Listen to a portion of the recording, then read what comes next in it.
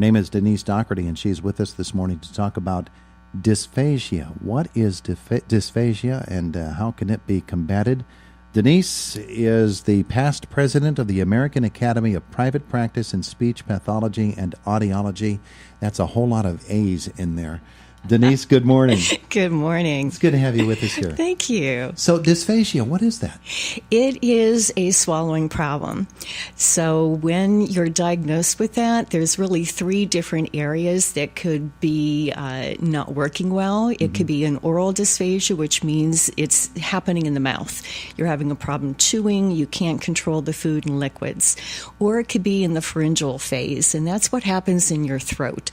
Or it could be the esophagus. So what we tend to talk about is food went down the wrong pipe and you end up coughing. But the problem is some people don't. So they look fine, but they have a dysfunctional swallow. Okay, so three different areas. Right. I would assume that there are more than one approach to finding out which area is causing the problem. Absolutely.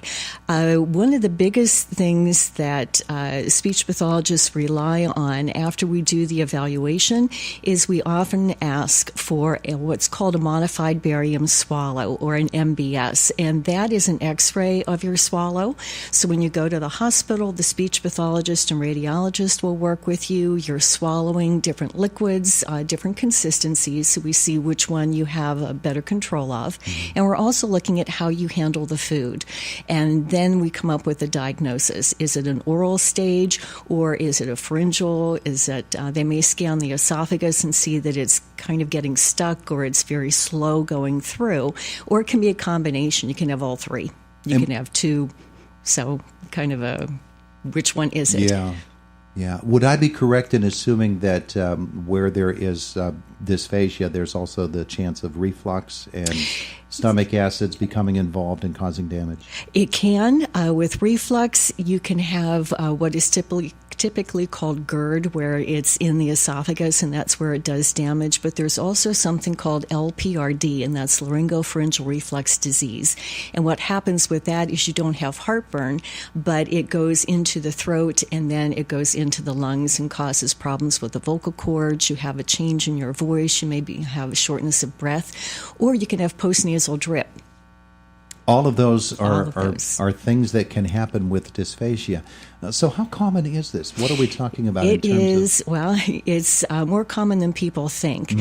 What we're looking at in nursing facilities, about 75% of individuals who reside in a facility have some form of dysphagia. It can be mild, moderate, or severe. Wow. About half of the individuals over age 60 have a dysphagia or a chance of dysphagia in their lifetime. And there's about 15 million individuals in the United States that have dysphagia. So it's something that comes on more commonly with elderly folks, but not necessarily, it's not limited to them. Correct.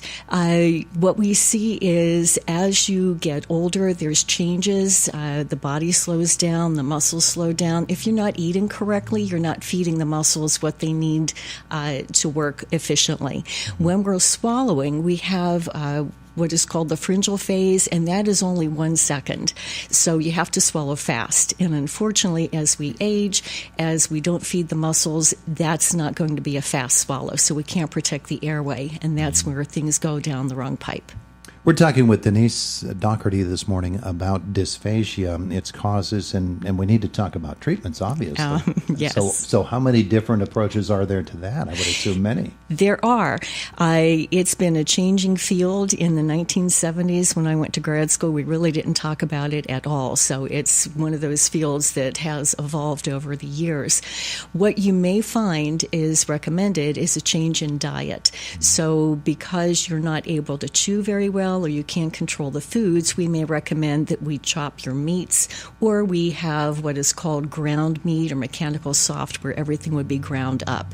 That eliminates a lot of the effort that's required with chewing, so it's easier for you if you fatigue. Or we may absolutely recommend purees, where everything is kind of pudding consistency. Most of the time mashed potatoes would be on that diet. Or we may recommend nothing by mouth, and that's where we have to look at feeding tubes. We may also thicken your liquids. There's different stages of liquid thickening, and we're basically trying to slow down the speed of the liquids to match the speed of your swallow. So you may be recommended nectar thick, which is about tomato juice consistency.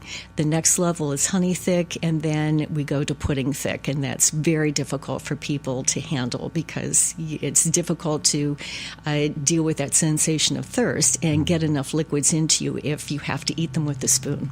Does dysphagia come on to someone suffering from it in gradual form, or is it something that just strikes? It can happen gradually with aging.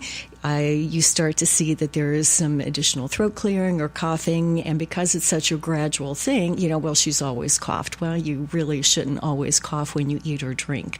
Or it could be a stroke, it could be the Parkinson's diagnosis that kicks in. So there's a lot of different disease processes that can cause a result in a dysphagia. It can be often you see that with a stroke. But we see it with the aging population just because of the muscle wasting and the change in the muscles. And then in addition to changing your diet or your liquid consistency, we may recommend therapy. So that's why that modified barium swallow is so important, because I may not be able to tell what's not working, but we can in that x-ray. So that helps me pick the correct exercises that will target what muscles aren't working. Denise Dougherty is with us this morning. We're talking about dysphagia and some of the causes and treatments of it. So as we do consider this particular affliction and the dangers that it causes to our health, you said something a couple of moments ago that really struck me. It could be a sign of something that is we might never even consider. Correct. That has struck us, come upon us, and without going through the processes of finding out, just what's going on there, we might not know that something has occurred within our bodies. Right. And the biggest thing that people have a hard time with is, but I don't cough. And you don't have to.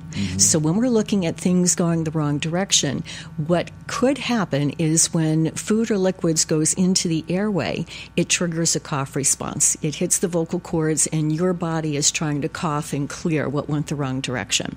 So that's an obvious problem. But what is more difficult for us to figure out in an evaluation without an x-ray is silent aspiration. And that's where things go the wrong direction, but your body doesn't recognize it, and it doesn't produce that cough response. So you look fine if I'm evaluating you, or you look fine to your family because you don't cough, but we still have things going into the lungs. And that can pose the risk of aspiration pneumonia, and that can be deadly. All right, so take me through some first steps for people who might suspect that they have a problem here. What should people do in response? You need to talk to your doctor. Speech pathologists can't do the evaluation in a facility without that doctor's orders.